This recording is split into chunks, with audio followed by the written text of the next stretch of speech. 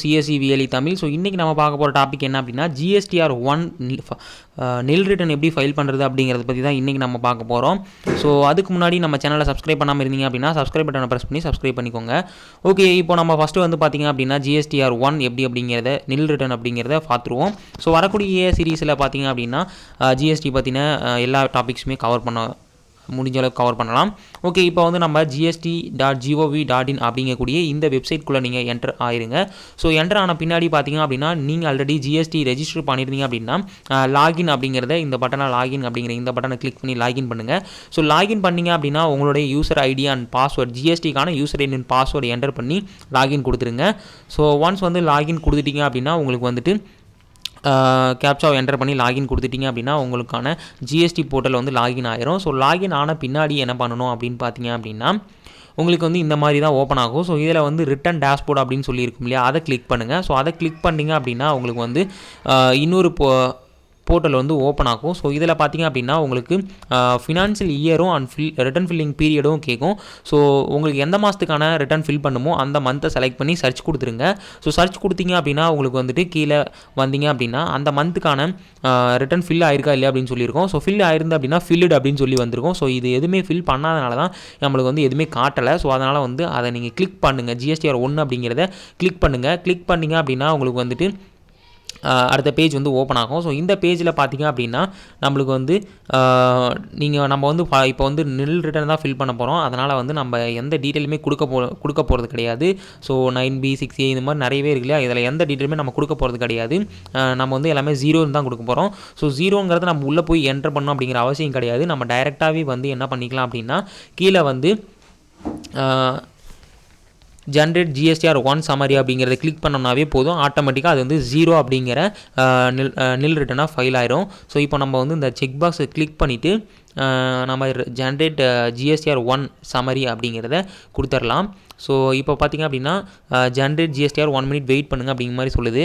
So இப்போ நான் வந்து செக் பாக்ஸ் கிளிக் பண்ணிடுறேன். ஸோ அதுக்கு மேலே இருக்கக்கூடிய ஜென்ரேட் ஜிஎஸ்டிஆர் 1 சம்மரி அப்படின்னு சொல்லி கொடுக்குறேன். ஸோ இப்போ எனக்கு பார்த்திங்க அப்படின்னா இனிஷியேட் ஆகிடுச்சு அப்படின்னு சொல்லியிருக்கு. ஸோ 1 மினிட் வெயிட் பண்ணுங்கள், ரீசெக் ஆஃப்டர் 1 மினிட்னு சொல்லியிருக்கு. ஸோ நம்ம 1 மினிட் கொஞ்சம் நேரம் வெயிட் பண்ணலாம். ஸோ வெயிட் பண்ணணும் அப்படின்னா நம்மளுக்கு வந்து என்ன ஆகும் அப்படின்னா இப்போது எல்லாமே வந்து 0 அப்படிங்கிற அமௌண்ட் வந்து எல்லாமே 0க்கு மாறிடும். ஸோ கொஞ்சம் நேரம் வெயிட் பண்ணலாம். ஸோ சப்மிட் கொடுத்தீங்க அப்படின்னாலும் உங்களுக்கு வந்து நெக்ஸ்ட் ஸ்டெப் போகாது. ஸோ ப்ரொசீட் கொடுத்தீங்க அப்படின்னா கூட உங்களுக்கு கொஞ்சம் நேரம் வெயிட் பண்ண மாதிரி தான் சொல்லும். ஓகே, ப்ரொசீட் கொடுத்து தான் பார்க்கலாம் என்ன வருது அப்படின்னு சொல்லிட்டு ப்ரொசீட் கொடுத்தீங்க அப்படின்னா எரர் தான் வரும். ஸோ பார்த்திங்க அப்படின்னா யூ ஹேவ் நோ சம்மரி அப்படின்னு சொல்லி எரர் வந்திருக்கு. ஸோ கொஞ்சம் நேரம் நம்ம வெயிட் பண்ணி தான் ஆகணும். ஸோ என்ன பண்ணுங்கள் அப்படின்னா கொஞ்சம் நேரம் வெயிட் பண்ணுங்கள். இல்லை அப்படின்னா மேலே இங்கிலீஷ் அப்படிங்கிறது இல்லையா, அதுக்கு மேலே பார்த்திங்க அப்படின்னா ரெஃப்ரெஷ்னு ஒரு பட்டன் இருக்கும். ஸோ அதை கிளிக் பண்ணுங்கள்.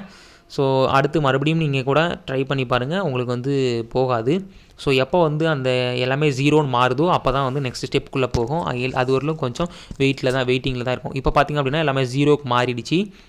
ஓகே, இப்போது வந்து பார்த்திங்க அப்படின்னா நம்ம சப்மிட் பண்ணிடலாம். ஸோ அதுக்கு முன்னாடி வந்து இந்த ப்ரிவ்யூ அப்படிங்கிற பட்டன் இருக்கு இல்லையா, இந்த பட்டனை கிளிக் பண்ணிங்க அப்படின்னா உங்களுக்கு வந்துட்டு நீங்கள் பார்க்க முடியும்.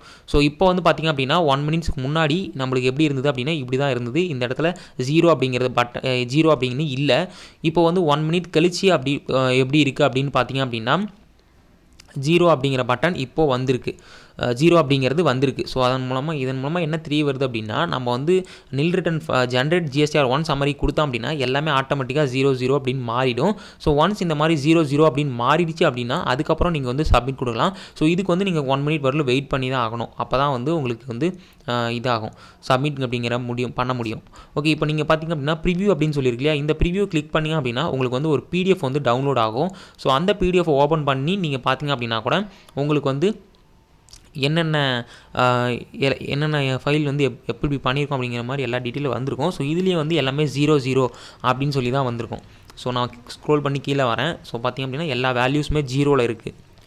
ஓகே, இப்போ வந்து பார்த்திங்க அப்படின்னா இந்த பிடிஎஃப் வந்து நீங்கள் வேணும் அப்படின்னா நீங்கள் ப்ரிவ்யூ கிளிக் பண்ணி டவுன்லோட் பண்ணிக்கலாம். ஓகே, அடுத்து பார்த்திங்க அப்படின்னா நெக்ஸ்ட்டு வந்து நீங்கள் சப்மிட் கொடுத்துடலாம்.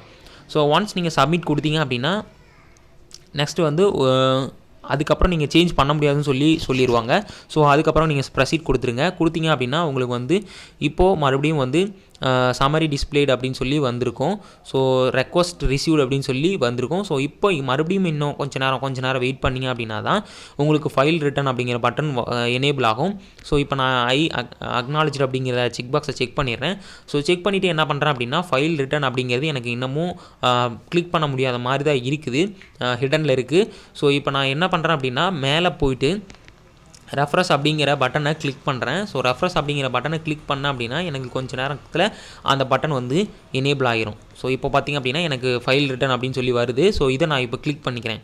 ஸோ கிளிக் பண்ணேன் அப்படின்னா எனக்கு வந்துட்டு நெக்ஸ்ட் பேஜுக்குள்ளே வந்துருச்சு. ஸோ இப்போ நான் என்ன பண்ணணும் அப்படின்னா இப்போ மறுபடியும் பார்த்திங்க அப்படின்னா எரர் சொல்லி வந்திருக்கு, summary for filling not generate அப்படின்னு சொல்லியிருக்கு. ஸோ மறுபடியும் நான் ரெஃப்ரெஷ் கொடுக்குறேன். ஸோ ரெஃப்ரெஷ் கொடுத்தேன் அப்படின்னா எனக்கு மறுபடியும் எரர் வருது. ஸோ மேலே பார்த்திங்க அப்படின்னா தெரியும் ரெட் கலரில் எரர் வந்துட்டுருக்கு. ஸோ என்ன கொஞ்ச நேரம் வெயிட் பண்ணலாம், இல்லை அப்படின்னா ரெஃப்ரெஷ் பட்டனை கிளிக் பண்ணிகிட்டே இருக்கலாம். ஸோ இப்போ எனக்கு வந்து இந்த எரர் வந்திருக்கு, நாட் அவைலபிள் அட் திஸ் டைம்ட்டு சொல்லிட்டு. ஸோ மறுபடியும் நான் ரெஃப்ரெஷ் கொடுக்குறேன். ஓகே, இப்போ எனக்கு எரர் வரலை. ஸோ இப்போ நான் என்ன பண்ணுறேன் அப்படின்னா மறுபடியும் இந்த செக் பாக்ஸை கிளிக் பண்ணிக்கிட்டு அடுத்து என்ன பண்ணுறேன் அப்படின்னா ஆத்தரைஸ்டு சிக்னேச்சரிஸ் கிளிக் பண்ணிடுறேன். ஸோ இதில் வந்து பார்த்திங்க அப்படின்னா டிஎஸ்இ இவிசி அப்படின்னு சொல்லியிருக்கோம். ஃபைல் வித் டிஎஸ்சி அப்படிங்கிறது டிஜிட்டல் சிக்னேச்சர். ஸோ இவிசி அப்படிங்கிறது என்ன அப்படின்னா ஓடிபி மூலமாக நீங்கள் வெரிஃபை பண்ணிக்கலாம், வெரிஃபிகேஷன் கம்ப்ளீட் பண்ணிடலாம். ஸோ இதில் வந்து பார்த்திங்க அப்படின்னா உங்களுக்கு OTP, mobile number and email ரெண்டுக்குமே சென்ட் பண்ணிடுவாங்க. ஸோ அந்த ஓடிபியை நீங்கள் என்டர் பண்ணிங்க அப்படின்னா நீங்கள் ரெஜிஸ்டர் பண்ணியிருக்கோம், ஜிஎஸ்டியில் ரெஜிஸ்டர் பண்ணியிருக்கக்கூடிய மொபைல் அண்ட் இமெயிலுக்கு சென்ட் பண்ணியிருப்பாங்க. ஸோ அந்த ஓடிபி நீங்கள் வெரிஃபை பண்ணிட்டீங்க அப்படின்னா ஜிஎஸ்டி ரிட்டர்ன் சக்ஸஸ்ஃபுல்லாக கம்ப்ளீட் ஆயிரும். ஓகே, இந்த வீடியோ வந்து உங்கள் எல்லாருக்குமே யூஸ்ஃபுல்லாக இருந்திருக்கும் அப்படின்னு நினைக்கிறேன்.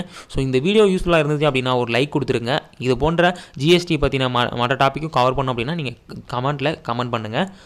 ஓகே, இப்போ நம்ம ஓடிபி என்டர் பண்ணி வெரிஃபை கொடுத்தோம் அப்படின்னா நம்மளுக்கு வந்துட்டு ஒரு ரெஃபரன்ஸ் நம்பரும் ஜென்ரேட் ஆகிடுச்சு.